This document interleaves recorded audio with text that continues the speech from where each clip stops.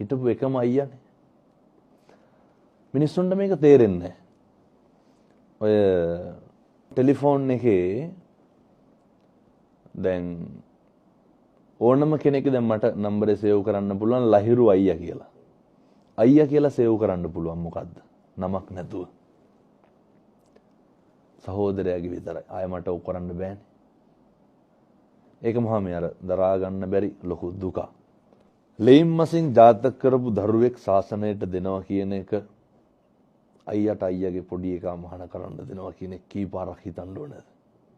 තුන් හිතකින්වත් කරන්න බෑනේ. කොහොමද අපේ අම්මයි තාත්තයි දුන්නේ? ගොඩක් මිනිස්සු කියනවා මේ කණ්ඩ බොණ්ඩ නැති වුන් මහාන කරනවා කියලානේ. මම එහෙම දැකලා තියෙනවා. ගොඩක් කියනවා මේ දුප්පත් ළමයි ගෙනල්ලා මහාන කරනවා කියලා. මම නම් හිතන්නේ කවුරුත් එහෙම කණ්ඩ බොණ්ඩ නැතුව මහාන වෙනවා කියලා. මාත් එක්ක 14ක් මහාන වුණා. දැන් කී දෙනෙක් ඇද්ද? මං විතරයි ඉන්නේ. කසාදේ හරි වැදගත් නිවන් දකින්න. කාවන්තිස්ස බේරිලා ඉන්නේ අයියා හින්දා. කාවන්තිස්ස විතරක් නෙමෙයි බොහෝ අලියැත්තු. අයියාගේ ජීවිතේ අම්මට තාත්තට වඩා අලියැත්තු. මේ වගේ හාමුදුරු කෙනෙක් හදපු අම්මයි තාත්තයි නිරෝගී වෙන්න ඕන බුදු වෙන්න ඕන කියලා.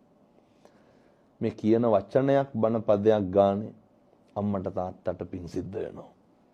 සමහර උදවිය ඉන්නවා මේ දරුවෝ හදන එක සෙල්ලමකට කරනවා. ඒ කියන්නේ අර බැන්දොත් දරුවෝ හදන්න ඕන කියලා එකක් නැහැ. දරුවෝ වදන්න හදන්න පුළුවන් නම් විතරක්. ඒ වගකීම ගන්න පුළුවන්. වගකීම ගන්න පුළුවන්. ප්‍රේම සම්බන්ධතාවයේ තියාගන්න මතක තියාගන්න වෙනස් වෙනවා කියලා. අවුරුදු 10 11 ප්‍රේම සම්බන්ධතා තිබිලා විවාහ වෙලා දරුවෝ හදලා කොච්චර තියනවද නේ ඩිවෝස් වෙන ඒවා.